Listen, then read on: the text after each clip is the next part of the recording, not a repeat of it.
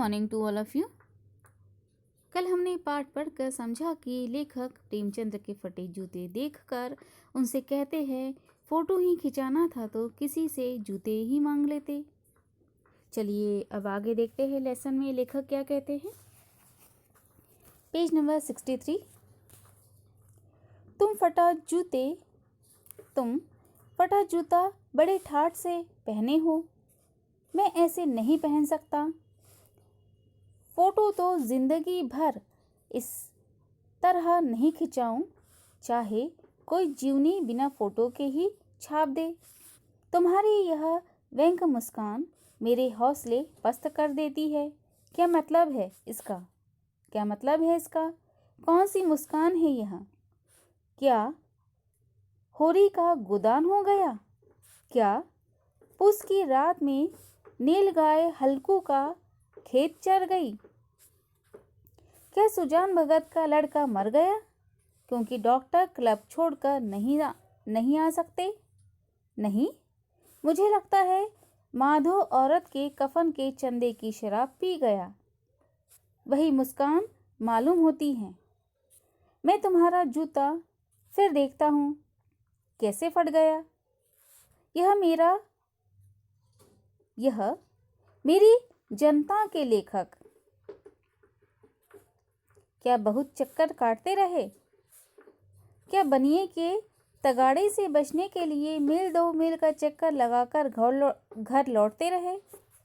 चक्कर लगाने से जूता फटता नहीं है, घिस जाता है। कुंभनदास का जूता भी फतेहपुर सिकरी आने जाने में घिस गया था।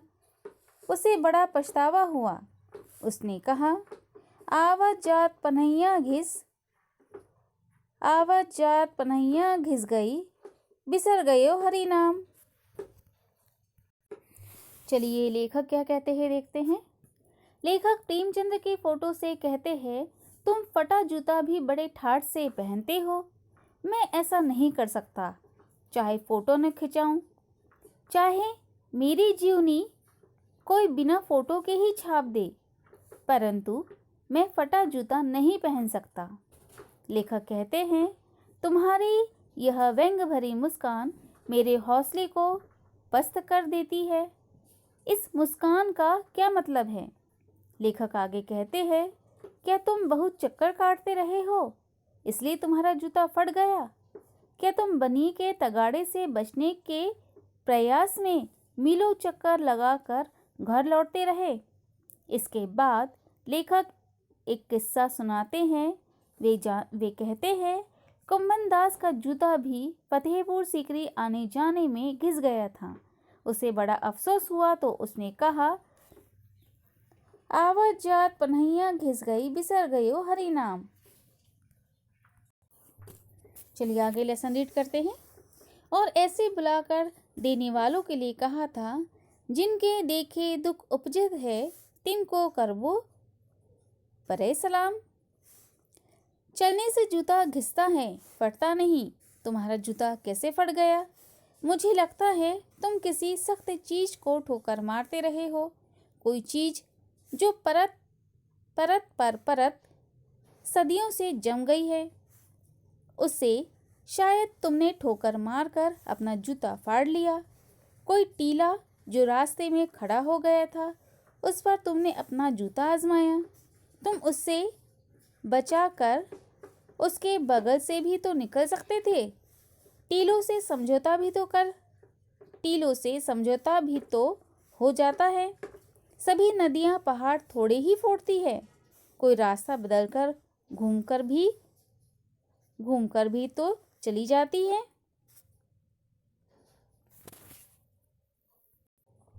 चलिए देखते हैं लेखक क्या कहते हैं। लेखक कहते हैं, चलने से जूता घिसता है, फटता नहीं। तुम्हारा जूता कैसे फट गया? आगे लेखक कहते हैं, मुझे लगता है तुम किसी कठोर चीज को ठोकर मारते रहे हो। शायद तुमने ठोकर मार कर अपना जूता फाड़ लिया। शायद कोई मिट्टी का टीला तुम्हें रास्ते में दिखाई दिया हो और उस पर तुमने अपना जूता आजमाया हो। शायद इसलिए तुम्हारा जूता फट गया। आगे लेखक कहते हैं, तुम उससे बचकर भी तो निकल सकते थे, टीले से समझौता भी तो कर सकते थे। सभी नदियाँ पहाड़ को नहीं फोड़ती, कोई कोई तो अपना रास्ता ही बदल लेती हैं।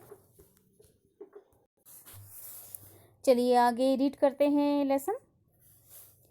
तुम समझौता कर नहीं सके, क्या तुम्हारी भी वही मजबूरी थी जो होरी को ले डूबी? वही नेम धर्म वाली कमजोरी? नेम धर्म उसकी भी जंजीर थी, मगर तुम जिस तरह मुस्कुरा रहे हो उससे लगता है कि शायद नेम धर्म तुम्हारा बंधन नहीं है, तुम्हारी मुक्ति थी। तुम्हारी यह पाँव की उंगली मुझे संकेत करती सी लगती है, जिसे तुम घृणित समझते हो। उसकी तरफ हाथ की नहीं, पाँव की उंगली से इशारा करते हो। तुम क्या उसकी तरफ इशारा कर रहे हो जिसे ठोकर मारते मारते तुमने जूता फाड़ लिया? मैं समझता हूँ तुम्हारी उंगली का इशारा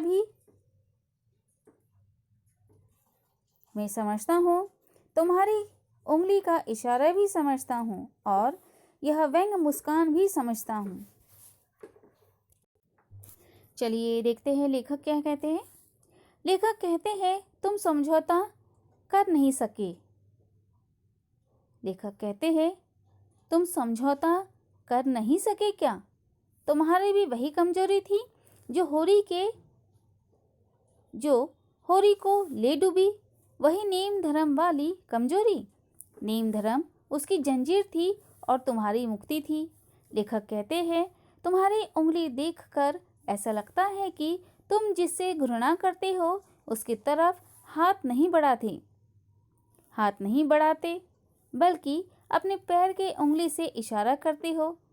क्या तुम उसकी तरफ इशारा कर रहे हो जिसे ठोकर मारकर तुमने अपना जूता फाड़ लिया? मैं समझता हूँ तुम्हें भी और तुम्हारे उंगली के इशारे को भी और तुम्हारे इस व्यंग भरी मुस्कान को भी। चलिए आगे रीड करते हैं लेसन। तुम मुझ पर या हम सभी पर हंस रहे हो, उन पर जो उंगली छुपाए और तलुआ घिसाए चल रहे हैं, उन पर जो टीले को बरका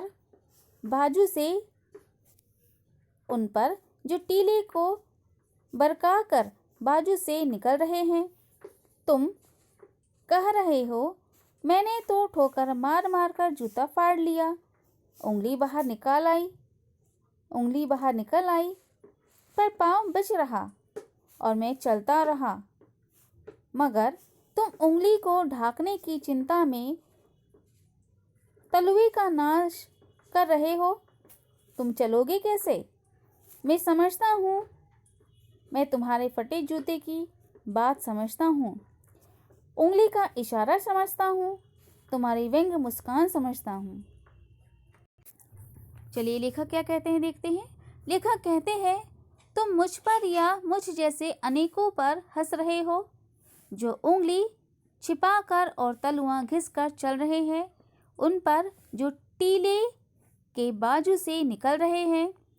तुम कह रहे हो मैंने तो ठोकर मारकर जूता फाड़ लिया, जिससे उंगली बाहर निकल आई, पर पाँव बच रहा है और मैं चल रहा हूँ। मगर तुम उंगली को ढांकने की चिंता में तलवे का नाश कर रहे हो। तुम चलोगे कैसे? मैं समझता हूँ